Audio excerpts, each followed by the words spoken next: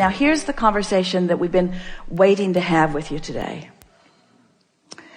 You begin to notice that the things that you lightly are contemplating are flowing easily into your experience. Because in the light feeling, in the absence of effort feeling, in the light, so light, maybe it's because it's unimportant, maybe because it's unimportant, I haven't been beating the drum of it, and so I don't have a lot of momentum going in opposition to it. But in the lightness of it, the universe demonstrates it in some obvious way. So this is what brought Esther to the question. The lightness seems like the opposite of effort. So when I find myself trying, which is, we hear that from you a little bit, in the realization that you're trying, you might want to stop and say, this trying could be counterproductive. I'm efforting, which means I'm not engaging the energy that creates worlds, which means I think I'll just give this another run tomorrow. And as you do that and do that and do that, you're going to find that effort is not a factor in your experience. You're going to find that trying and struggle are not a factor in your experience. You're going to begin to discover that things that you want lightly come easily. So there's something important to be talking about there. How can I feel light about something I've been so intense about for so long? And we say, by giving it a rest. By giving it a rest. By focusing on some other things for a while. Or by getting as general about it as you can. And things just work out. They just work out. Funny thing to hear from someone who's teaching you about deliberate creation. Deliberate creation.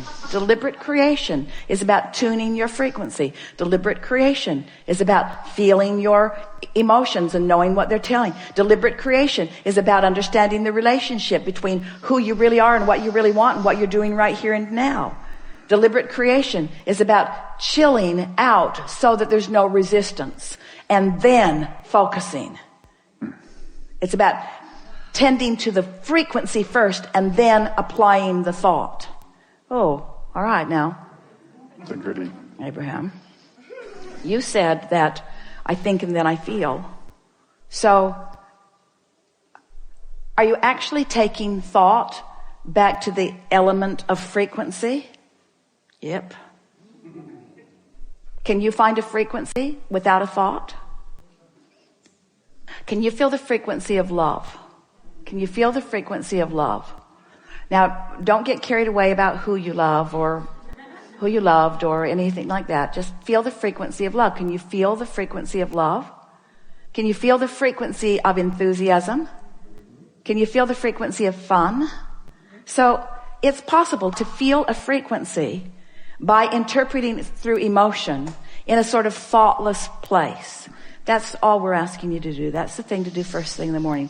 Wake up and enjoy the non-thought. Don't be too quick to try to figure out what this day means and where you have to go and what you have to do. Just give yourself, if you can, 68 seconds of just basking in the energy, in the non-action, non-verbal, even non-thought vibrational frequency.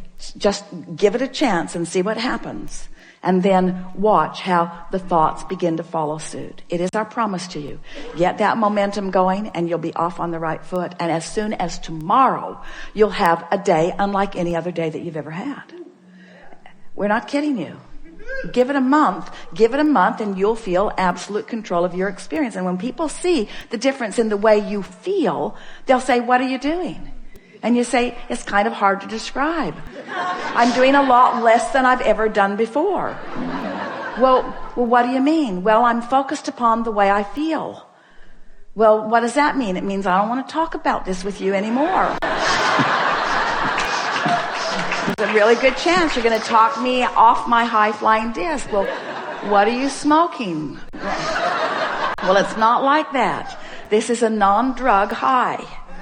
It's a non-drug alignment. It's alignment that has always been there for me that now I'm consciously tapping into. It's alignment that I've been stumbling on all my life, just didn't know how to maintain it. Didn't know how to create it to begin with and didn't know how to maintain it. Now I do, so I'm doing a more consistent job of it. So I've got more momentum going. So I've got more airtime happening, more vibrational airtime, more attention, more verbal time, more stuff from me about those pipes that I want to keep open. What pipes are you talking about? Well, you see, there's this path of least resistance between me and everything else. And it's a path of least resistance between me and what I want, and it's a path of least resistance between me and what I don't want. It's a path of least resistance. And I'm just keeping the pathway open on the things that I care about. Well, how do you know the difference? Things I care about that I really want feel good to me when I think about them. When I'm focused upon what I want, it always feels good. When I'm focused in opposition, it never feels good. Oh, seems too simplistic to me, they'll say. I know, it did to me at first. That's why I tried to make it harder than it needed to be. I made it harder than it needed to be for quite a while. And then who knew? I'm supposed to feel good. Life is supposed to be fun. I have endless unseen energies that have my back, who know what I want, who are pointing the way.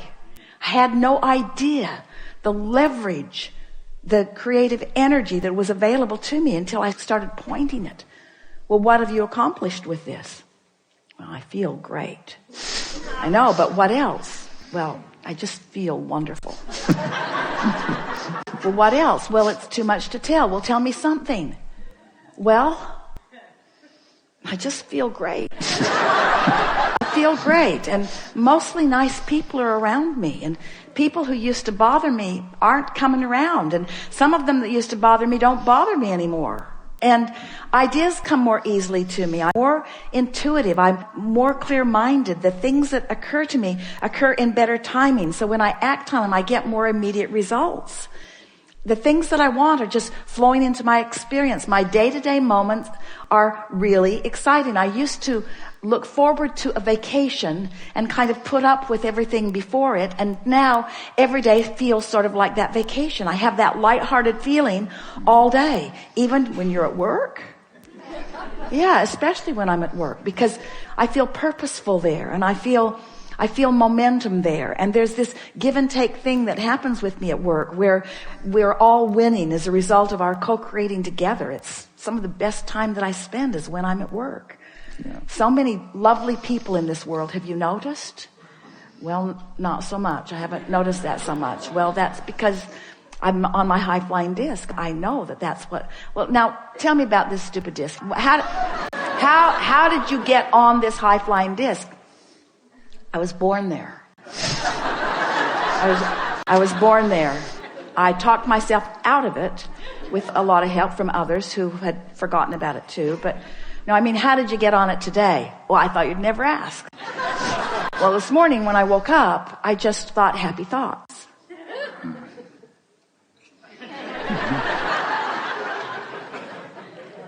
So that's your philosophy. You just think happy thoughts. Yeah?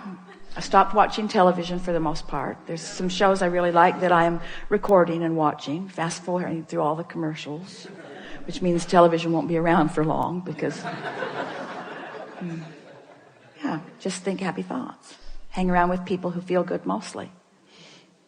Think of reasons to feel good. But mostly, I just get up looking for a reason to feel good and almost always find it immediately. And then I milk it. Some people will think that it's too simplistic, but as you begin to demonstrate how great you feel, and as they begin to see, especially those who know you, the things that they've been hearing you talk about, as they begin to see those things flowing into your experience, as they begin to see your prosperity improving and your laughter more obvious and common, and they begin to notice how clear-minded you are and what good timing you have, what good comedic timing, what good intellectual timing, what good psychological timing, just what good timing.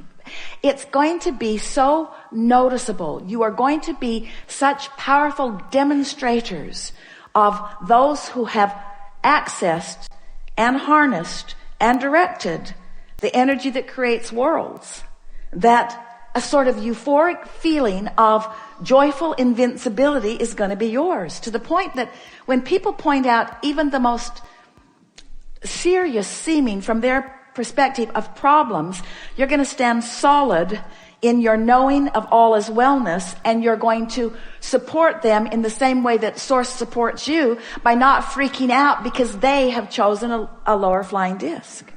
And before you know it, you won't freak out when you find a lower flying disc either. You'll understand how it works. You'll understand that, this is just a step one moment, and that's all part of the process.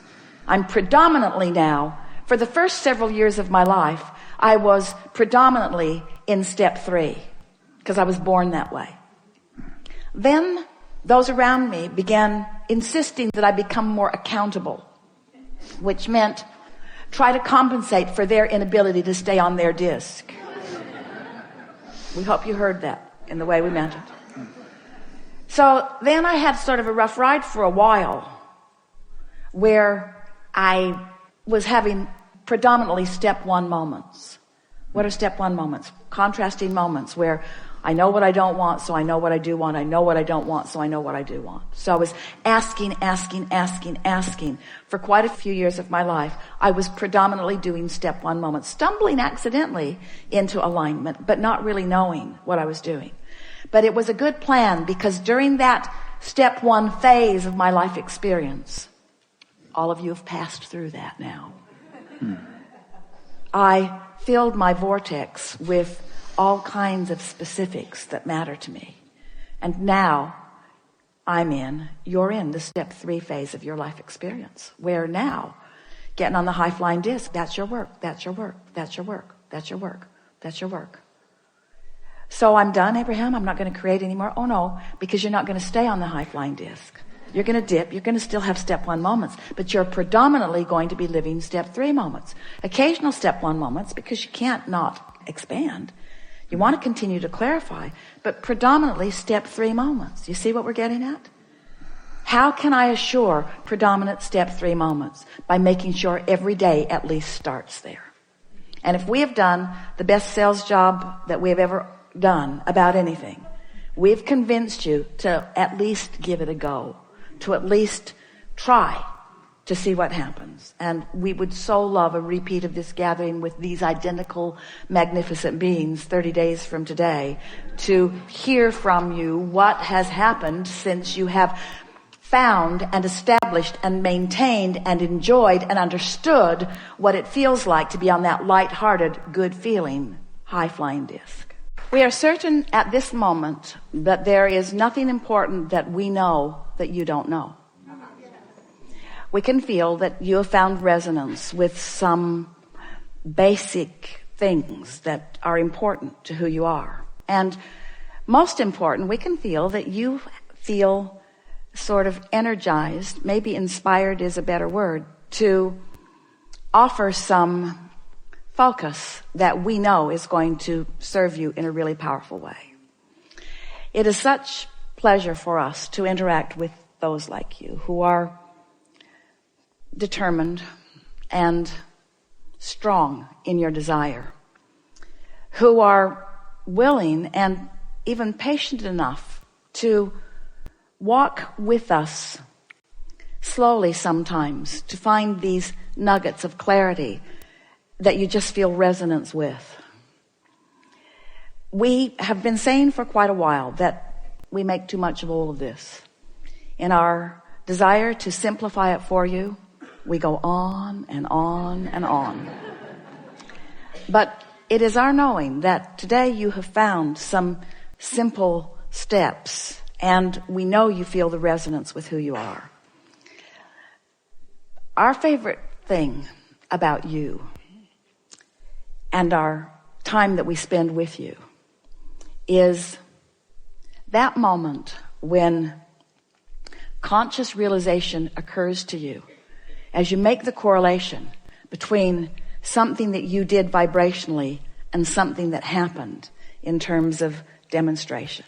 That's just the best for us.